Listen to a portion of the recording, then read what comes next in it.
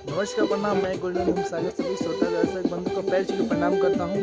और आज ये शिव सागर फिल्म स्टूडियो से गाना शूट किया जा रहा है, तो नाइट में शूट किया जा रहा है।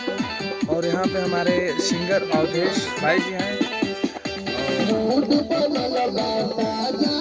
हमारे कैमरा मैन प्रशांत सर हैं, और डायरेक्टर धर्मेंद्र राज हैं, और लाइट मैन के साहिल राजपुरी जी हैं, और हमारे छोटे भाई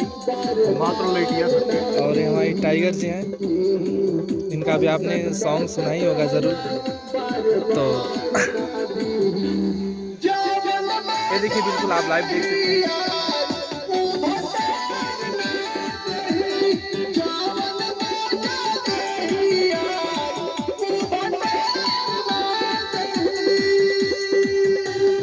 नाइट में शूट करते हुए बहुत ही मज़ा आ रहा है।